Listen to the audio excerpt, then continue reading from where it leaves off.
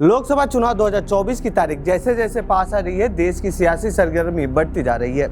पार्टियों के जोड़तोड़ की राजनीति भी तेज हो गई है। इसका सबसे बड़ा उदाहरण है इन दिनों महाराष्ट्र, जहां केंद्र की सत्ता पर काबिज बीजेपी ने पिछले एक साल से जोड़तोड़ में लगी हुई है ताकि बीजेपी के पक्ष में माहौल बनाया जा सके। पहले शिवसेना को तोड़ा, फिर एनसीपी को। ये दोनों पार्टियां बीजेपी के साथ हो गई हैं। तो वहीं जिन परिवारों के पास इन पार्टियों का एकाधिकार हुआ करता था, अब उनके हाथ में इन पार्टियों का कमान नहीं रह गया है। विधानसभा अध्यक्ष राहुल नार्वेकर ने असली शिवसेना एकनाथ शिंदे गुट को बताया था, तो वहीं एनसीपी के साथ भी कुछ ऐसा ही हुआ है। असली एनसीपी शरद पवार के भतीजे अजीत पवार गुट को विधानसभा अध्यक्ष ने माना है। अब इस फैसले के बाद पवार परिवार का गठ बारामती लोकसभा सीट की लड़ाई तेज हो गई है। यहाँ पर दोनों गुट अपना अपना दावा ठोक रहे हैं। ऐसे में चर्चा है कि यहाँ शरद पवार की बेटी सुप्रिया सुले दाव ठोकेंगी, तो वहीं अजीत पवार गुट से उनकी पत्नी मैदान में होंगी। तो आइए सीट और सियासत के इस एपिसोड में बात करते हैं बारामती लोकसभा सीट की।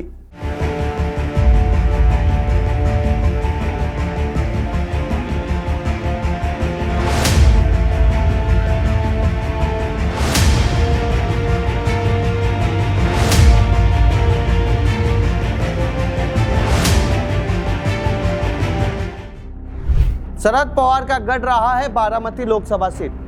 बारामती लोकसभा सीट से शरद पवार ने 6 बार चुनाव जीता है। पहली बार साल 1984 में लोकसभा का चुनाव लड़ा था और जीत दर्ज की थी। इसके बाद से ही इस सीट पर पवार परिवार का कब्जा रहा है। शरद पवार ने साल 1996, 1998, 1999 और 2004 में लगातार बारामती से चुनाव जीता है। तो वहीं साल 2009 में यहां से एनसीपी ने शरद पवार की बेटी सुप्रिया सुले को चुनावी मैदान में उतारा था और उन्होंने भी यहां से जीत दर्ज की थी। साल 2009 के बाद वह लगातार तीसरी बार लोकसभा सदस्य चुनी गई हैं। मोदी लहर के दौरान जहां बड़े बड़े दिग्गजों ने अपना किला नहीं बचा पाया था, वहीं एनसीपी इसे बचाने में सफल रही थी।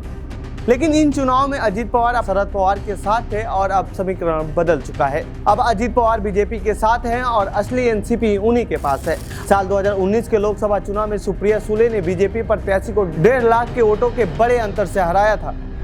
क्या है बारामती का चुनावी समीकरण? बारामती लोकसभा सीट के अंदर 6 विधानसभा की सीटें आती हैं। इनमें से 2 पर बीजेपी, 2 पर कांग्रेस और 2 पर एनसीपी का कब्जा है। बारामती लोकसभा सीट पर मराठी वोटरों का दबदबा रहा है और करीब 1 लाख मुस्लिम वोटर भी हैं। इस सीट पर पवार वोटरों की संख्या भी करीब 70,000 है।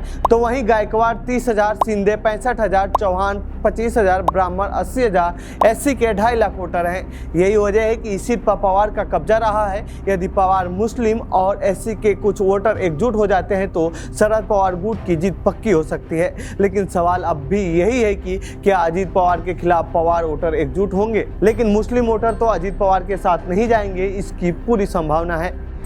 सुप्रिया सुले बनाम सुनेत्रा पवार। पिछले दिनों अजीत पवार ने एक भाषण के दौरान बारामती से सुप्रिया सुले के खिलाफ उम्मीदवार उतारने का ऐलान किया था। अब खबर है कि अजीत पवार यहां से अपनी पत्नी सुनेत्रा पवार को चुनावी मैदान में उतार सकते हैं। अजीत पवार द्वारा शुक्रवार यानी 16 फरवरी को दिए गए बयान के बाद बारामती में जगह जगह उनकी पत्नी सुनेत्रा पवार के पोस्टर लगाए गए हैं और प्रचार वाहन के जरिए भी उनका प्रचार किया जा रहा है।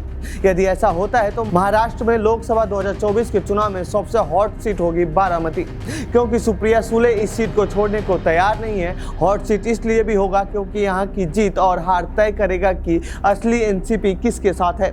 यदि एनसीपी का वोटर सुप्रिया सुले को चुनता है तो माना जाएगा कि असली एनसीपी अब भी शरद पवार के पास है, और यदि सुनेत्रा पवार को चुनता है तो माना जाएगा कि असली एनसीपी अजीत पवार के पास है। कौन है सुनेत्रा पवार?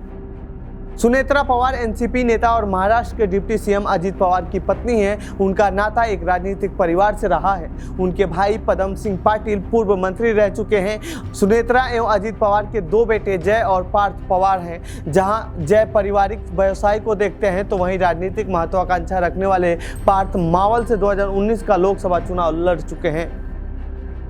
सुनेत्रा पवार सामाजिक कार्य से जुड़ी हुई हैं। सुनेत्रा पवार 2010 में स्थापित एक गैर सरकारी संगठन एनवायरमेंटल फोरम ऑफ इंडिया की संस्थापक हैं। सुनेत्रा पवार स्वदेशी और प्रसिद्ध शैक्षणिक संस्थान विद्या प्रतिष्ठान के लिए ट्रस्टी के रूप में भी काम करती हैं। तो ये थी बारामती लोकसभा सीट से जुड़ी हमारी रिपोर्ट। आपको कैसी लगी है रिपोर्ट कमेंट बॉक्स में बताएं। साथ ही इस पूरे मामले पर आप क्या कहना चाहते हैं कमेंट बॉक्स में लिखें। बाकी देश दुनिया की खबरों के लिए बने रहिए जनसत्ता के साथ। धन्यवाद।